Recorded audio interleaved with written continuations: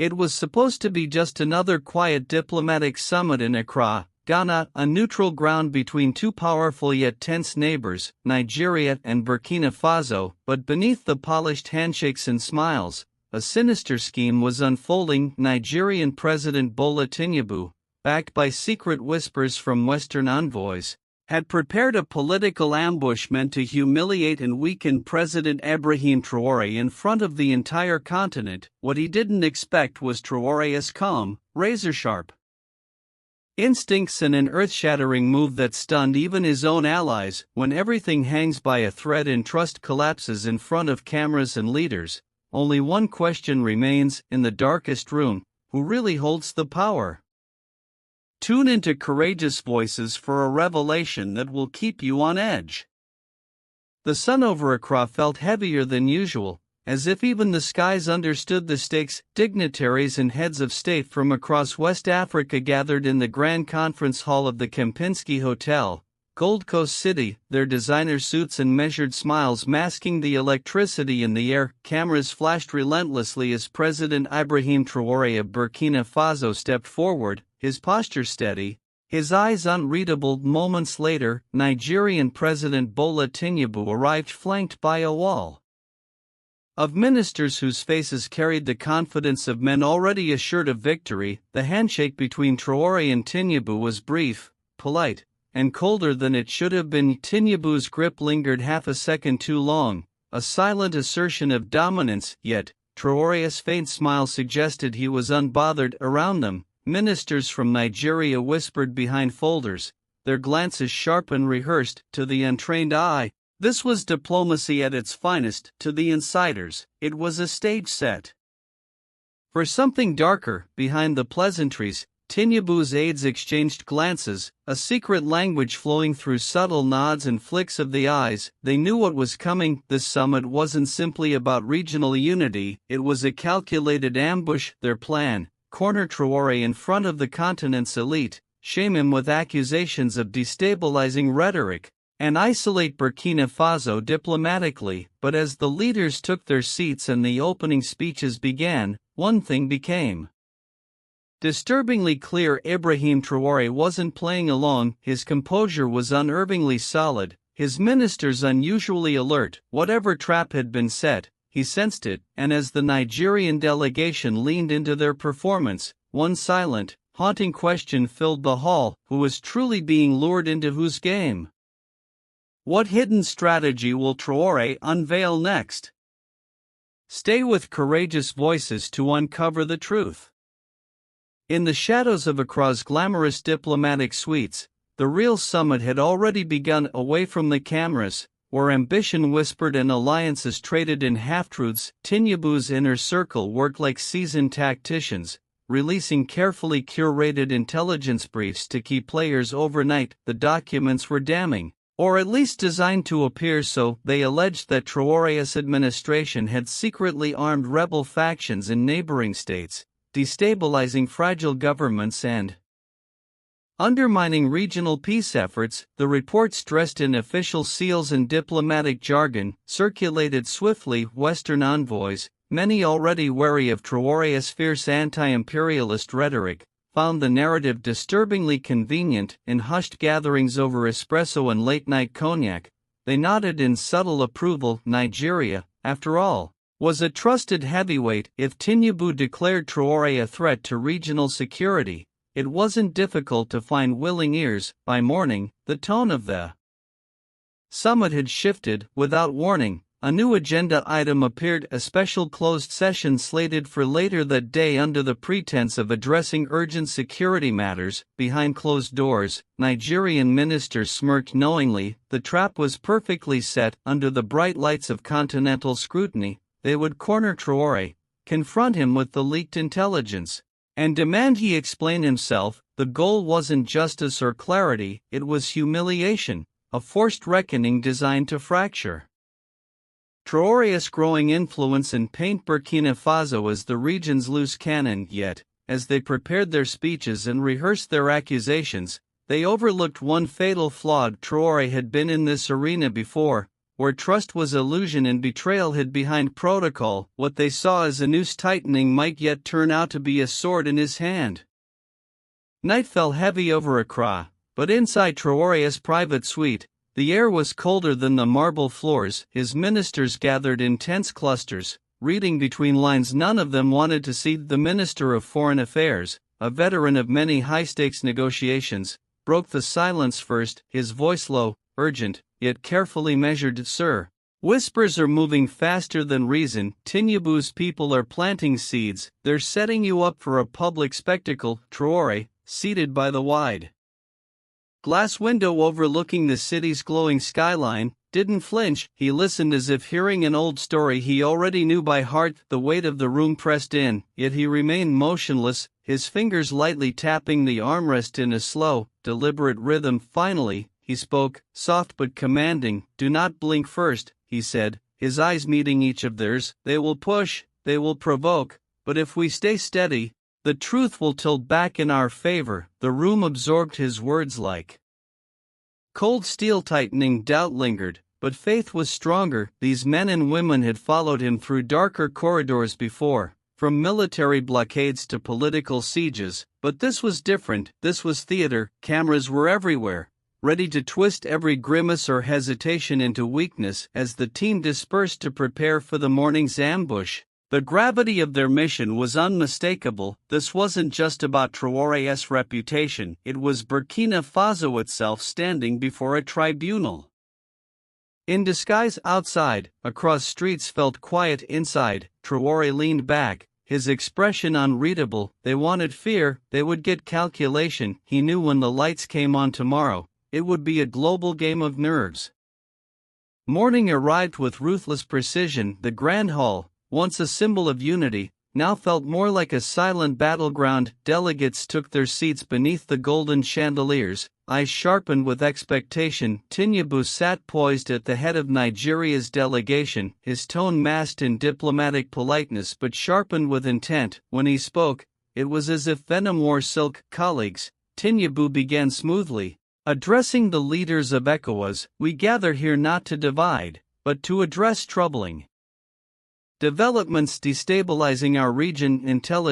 Credible intelligence suggests that certain actors may be fueling unrest under the guise of national sovereignty. The words hung heavy, everyone knew who the target was. All eyes slowly turned to Traoré, whose face revealed nothing. Tinubu didn't stop, he cited vague allegations, hinted at secret weapons routes, and nodded toward Western envoys as if to invite their silent validation. We must question, he added softly, whether such ambitions serve West Africa or endanger it. Around the room, unease rippled. Ghana's delegation shifted uncomfortably, their foreign minister whispering to his aide. Senegal's representatives glanced toward each other, hesitant yet unwilling to openly challenge Nigeria's narrative. The weight of Nigeria's regional dominance pressed upon them all. Traoré remained still, listening carefully. Cameras zoomed in, desperate to catch a crack, a flash of anger, a dismissive smirk, anything they could frame as aggression.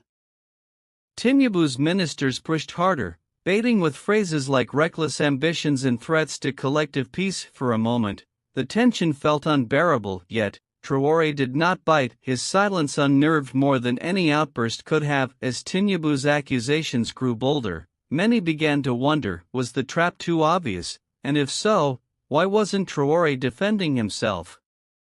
Something about his calm was beginning to unsettle even his enemies. Just when the room teetered on the edge of eruption, Traoré's voice cut through like a blade through fog.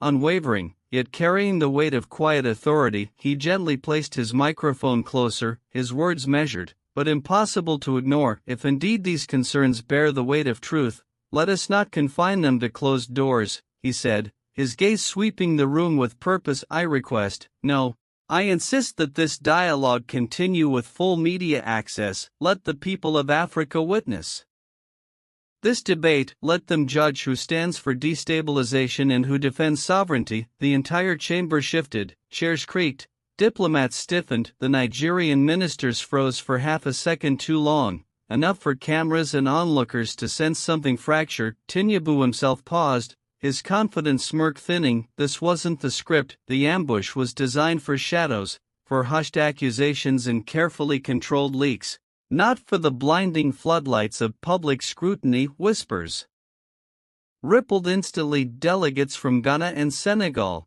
who minutes ago sat in quiet discomfort, now leaned forward, visibly intrigued. Even the African Union's senior envoy adjusted his earpiece, signaling the urgency to international news teams outside the hall. Suddenly, this was no longer a backroom power play, it was a continental theater. Tinubu's aides scrambled discreetly, exchanging hurried notes and hushed debates. Backing out would seem weak, proceeding would expose their brittle accusations to raw, unscripted analysis. Traoré remained statuesque, his calm now transformed into the weapon they hadn't expected. As the media began to file in and lenses focused anew, one truth became devastatingly clear: the hunter had just been dragged into the daylight, and Traoré wasn't blinking.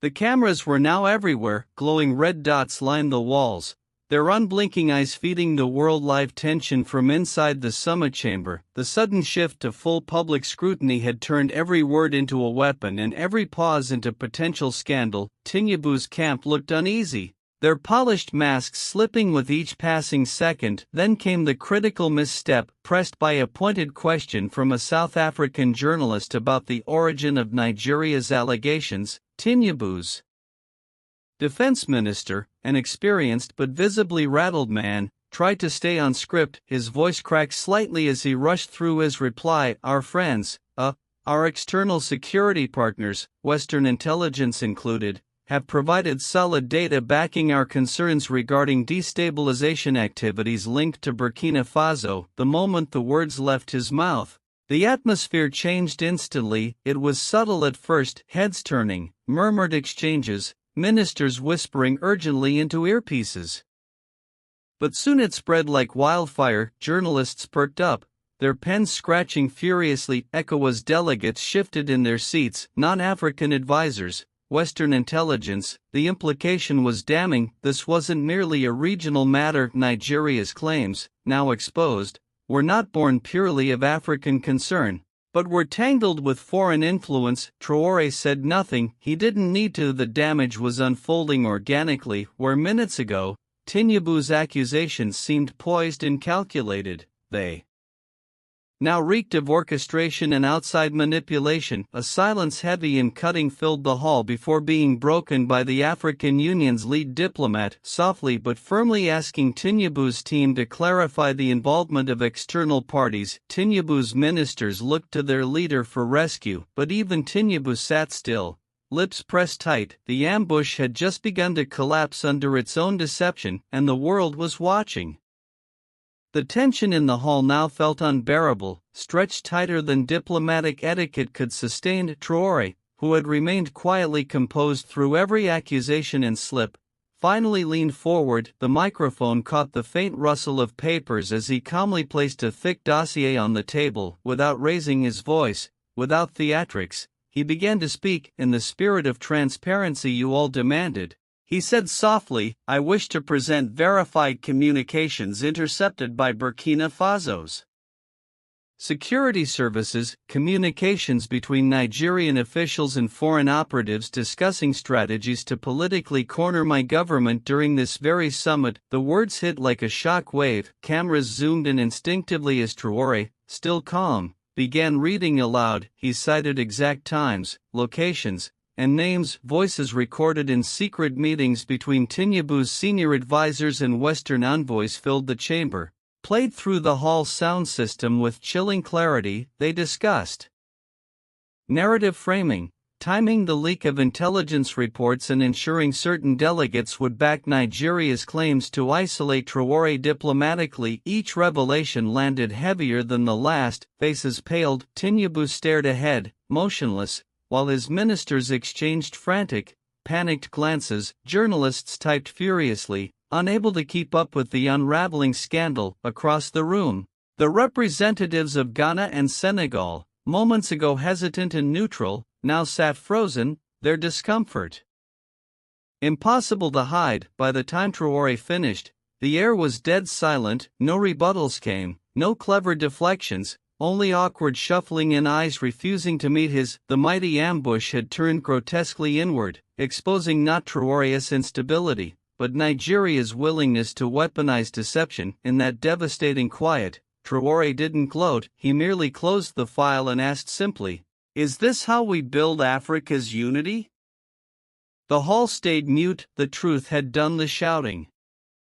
The atmosphere inside the hall had transformed from tense anticipation to quiet reckoning. Where once Tinubu's words carried the weight of influence, now they hung in the air like remnants of a failed storm. Delegates who earlier stayed diplomatically silent were no longer constrained by caution. The silence broke first from the southern side of the hall. Senegal's foreign minister, adjusting his microphone slowly, addressed the room with measured resolve. He praised Traoré's composure in the face of targeted accusations and applauded his decision to allow the African and global public to witness the proceedings openly. Soon after, Mali and Guinea followed with equally firm statements. Their envoys spoke without hesitation, emphasizing the importance of truth, integrity, and the rejection of foreign manipulation in African affairs. Applause, soft at first, began to ripple across the chamber. What was supposed to be Traoré's isolation had rapidly morphed into a moment of solidarity. The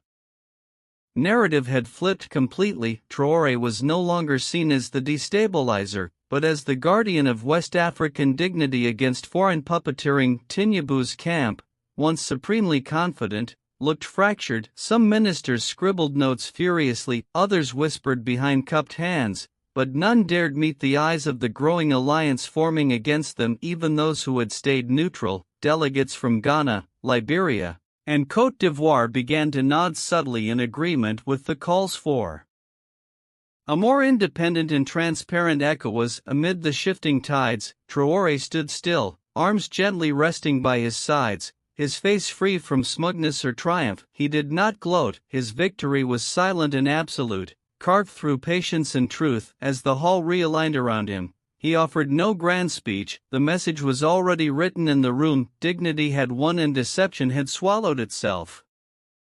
By afternoon, the grand hall that had been brimming with tension just hours earlier now hummed with a very different energy. The battle was over, though no swords had been drawn. Nigeria's once unified delegation sat fractured, the gravity of their failure sinking deeper with every awkward glance exchanged between ministers. Without ceremony or announcement, they began slipping away one by one. Nigerian officials collected their documents and quietly exited through the side doors, their faces pale and expressionless, avoiding eye contact with both delegates and cameras. Tinubu himself remained only long enough to offer a hollow nod to the chair before vanishing behind a wave of grim-faced aides. Western diplomats, so eager in the morning to endorse Tinubu's maneuver, now became shadows. Some ducked out early under the guise of urgent matters, while others refused interviews, avoiding the press corps now gathering outside in hungry clusters. Cameras caught glimpses of their swift departures,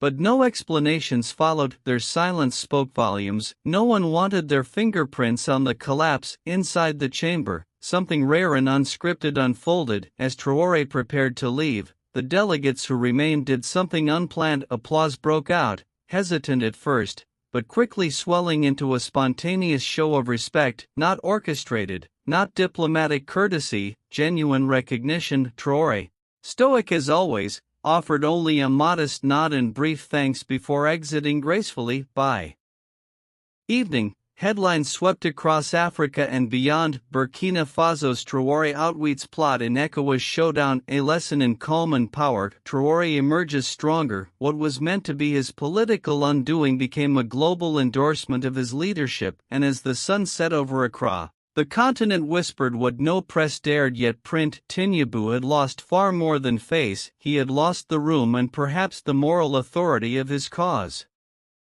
The night was still and heavy when Traoré gathered his closest advisors back in his suite. Gone were the lights, the cameras, the applause. In their place lingered a sobering quiet, as if the very walls understood what had transpired. His ministers, still riding the momentum of the day's victory, exchanged cautious smiles, but Traoré remained unmoved. He poured himself a glass of water, stared at it briefly, then spoke with a gravity that anchored the room. "This wasn't victory," he said softly, his voice stripped of any triumph. "It was survival." His team fell silent, absorbing the weight of his words. Traoré stood slowly, pacing toward the large window that framed Accra's midnight skyline. The city lay quiet below, oblivious to the war that had played out behind diplomatic doors. "They will come again," he added, not as a warning, but as a certainty. Outside powers, threatened by Burkina Faso's refusal to bend, would regroup. Tinubu's plan had failed,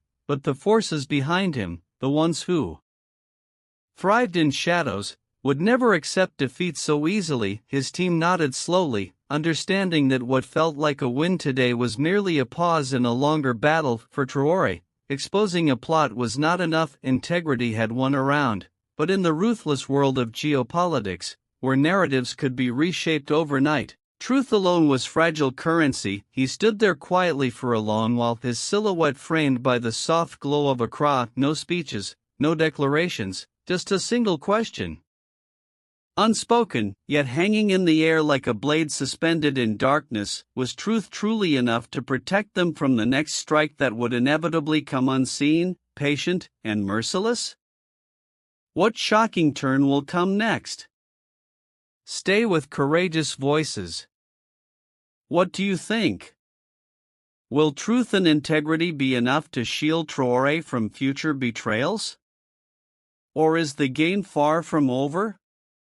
Drop your thoughts in the comments, because this story isn't finished yet. If you believe Africa needs leaders who stand tall under pressure, smash that like button right now and subscribe for more powerful stories that reveal what really happens behind closed doors on Courageous Voices. And don't forget, hit the bell so you never miss the next explosive twist.